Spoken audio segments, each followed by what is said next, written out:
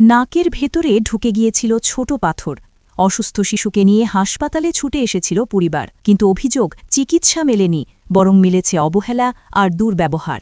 ঘটনায় বাঁকুড়া গঙ্গাজলঘাটি ব্লকের অমরকানন গ্রামীণ হাসপাতালের কেশিয়ারা গ্রামের বছর দুয়েকের এক শিশুর নাকে পাথর ঢুকে যায়। শিশুর অবস্থার অবনতি হলে তাকে বাঁকুড়া সম্মেলনী মেডিকেল কলেজে নিয়ে যাওয়া হয়।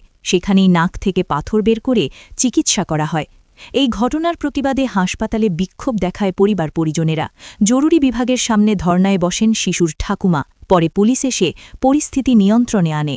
হাসপাতাল কর্তৃপক্ষ জানিয়েছে অভিযোগ খতিয়ে দেখা হচ্ছে। তবে ফের একবার প্রশ্ন উঠল গ্রামীণ হাসপাতালের চিকিৎসা পরিষেবা নিয়ে।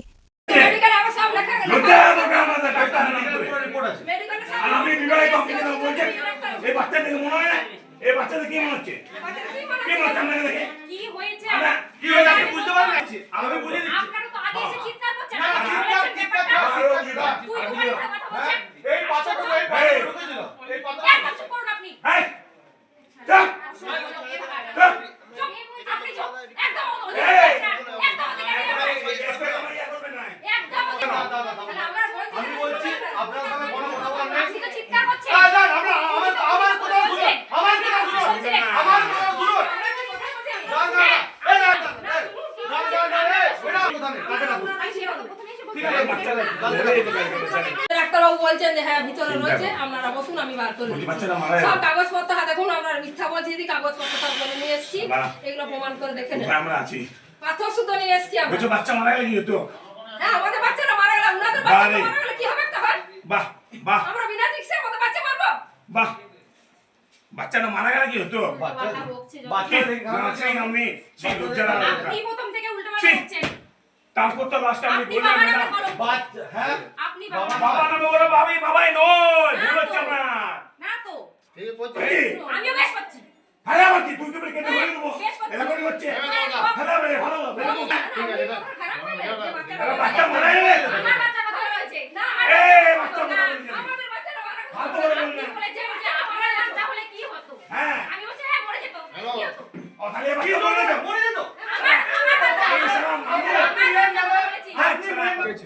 ডাক্তারদের প্রতি ওই ওই ওই স্টাফটাই নেই। কি নাম? ইনি কি রাখতে ছিলেন? এই ইনি তো মেয়ে নাটক করলো, শুরু করলো। আমি কোনো ডাক্তারের সাথে আমার অভিযোগ নেই।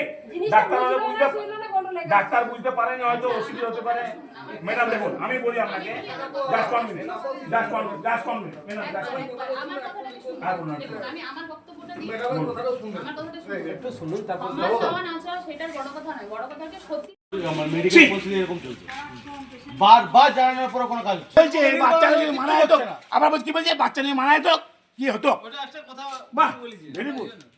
কিছু কে লাইনি তোর বলুন, আমি জানি না। বাচ্চাটা আমার কালকে নাকের ভিতরে পাথর ঢুকেছিল। সেই পাথরটি বার করার জন্য হাসপাতালে এসেছিলাম। হাসপাতালে দুজন ডাক্তার দেখলো, বললো কিছু নয়। আমরা বললাম দেখুন কি আছে, তা এমন কি বললো নাই যে চলে যান বা বাঁকুড়া, আমরা কিছু বুঝতে পারছি না, বা কোনো কাগজপত্র কিছু করে দিল না। বলে কিছু নাই করে আমরা ডাক্তারবাবু বলেছেন যখন কিছু না আমরা বাড়ি নিয়ে গেছি, কিন্তু বাচ্চারা কিন্তু বলেছে আমার নাকের ভিতরে পাথর আছে। সেই হিসাবে আমরা বাঁকুড়া রাত্রেবেলায় নিয়ে গেছিলাম। বাঁকুড়াতে নিয়ে যাওয়ার সঙ্গে সঙ্গে ডাক্তারবাবুরা সেখানে পাথর বার করলো। এখন চাইছেন যে আমার যে বাচ্চা যে কাল রাত্রের মধ্যে তো মারা যেত, বাচ্চারা মারা গেলে ফিরে পেতাম না আমি? বাচ্চারা কি মারা গেলে ফিরে পেতাম?